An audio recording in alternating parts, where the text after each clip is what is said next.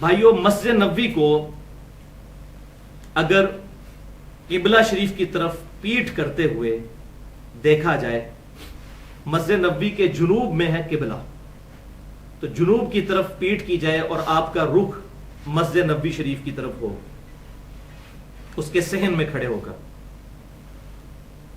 تو آپ کو مسجد نبوی شریف کا ایک ایکسٹینڈڈ پورشن باہر نظر آئے گا بنا ہوا.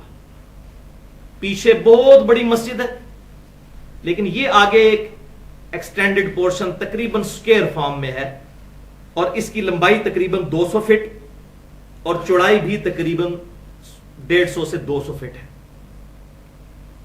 یہ ایکسٹینڈڈ پورشن جو ہے، یہ پہلے وقت کی مسجد نبوی، جو بڑی والی چھوٹی والی مسجد نبوی، یہ اس کا حصہ ہے.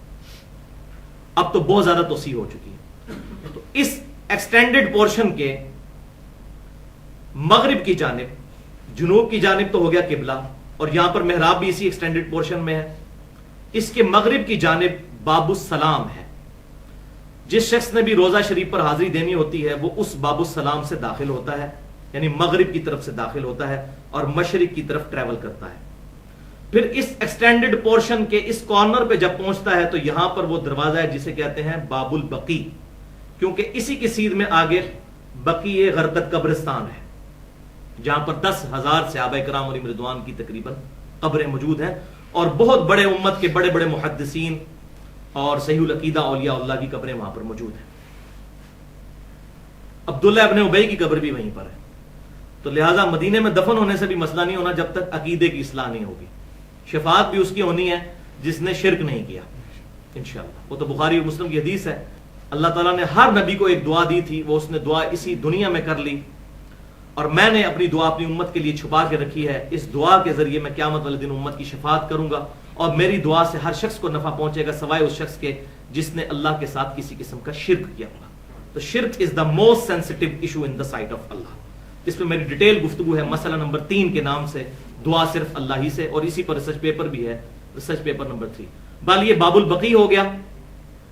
اس کے ساتھ ہی باب جبریل ہے جو اکثر بند رہتا ہے. باب البقی کھلا ہوتا ہے اور باب السلام کھلا ہوتا ہے.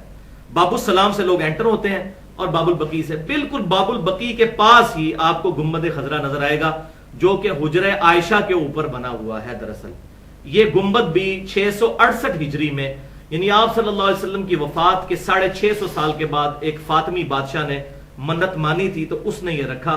اس وقت کے لوگوں نے کافی مخالفت کی، لیکن اس نے زبردستی، جس طرح یہاں بھی حکمران زبردستی کر گزرتے ہیں، یہ کام اس نے کر دیا آپ صلی اللہ علیہ وسلم کی وفات کے 650 سال کے بعد. اور یہ جو ایکسٹینڈڈ پورشن روزہ شریف جو ہے وہ مسجد نبوی کے اس ایکسٹینڈڈ پورشن میں ہے، یہ بھی آپ صلی اللہ علیہ وسلم کی وفات کے تقریباً 76 سال کے بعد 87 ہجری میں، جب وہ بدماش حکمران عبد الملک بن مروان کا بیٹا ولید بن عبد الملک بنا، اس نے حجرہ عائشہ کو بھی پھر مسجد نبوی میں شامل کر دیا. یہ ہے اس کا سٹیٹس جس کی بنیاد پہ لوگ یہاں پر قبروں پر مزار بناتے پھر رہے ہیں اور مزارات پر جو ہے وہ مسجدیں بناتے پھر رہے ہیں. تو اس پہ آج میرا ٹاپک نہیں ہے، اس پہ میں نے بڑی ایکسکلوسیو گفتگو کی ہے 2 گھنٹے کی، ربیع الاول 1433 ہجری میں، مسئلہ نمبر 63 کے نام سے، ولادت مصطفیٰ صلی اللہ علیہ وسلم اور رسول اللہ کی آخری وصیتیں صلی اللہ علیہ وسلم، اور اسی کا آخری 1.25 گھنٹہ پرٹیکولرلی گنبد خضرا، مزارات پر مسجد نبوی. اور یہ کہتے ہیں جی مسجد نبوی بھی تو کے اندر بھی تو قبر موجود ہے، یہاں بھی ہمارے بزرگوں کی قبریں آ گئی، تو کیا؟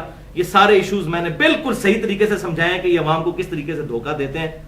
تقریباً 1.25 گھنٹے کا وہ کلپ مسئلہ نمبر 27 کے نام سے بھی الگ سے ہے، مسئلہ 63 بھی اور مسئلہ نمبر 27 بھی.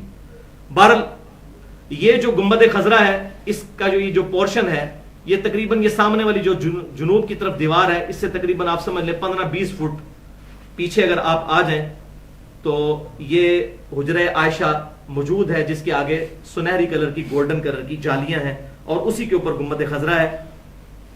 اور اسی گنبد خضرا سے آپ مغرب کی طرف آئیں مسجد کے اندر تو وہ ریاض الجنہ والا حصہ آ جائے گا. وہاں پر الگ سے وائٹ کلر کا قالین ڈلا ہوا ہے، باقی پوری مسجد نبوی میں ریڈ کلر کا قالین ہوتا ہے.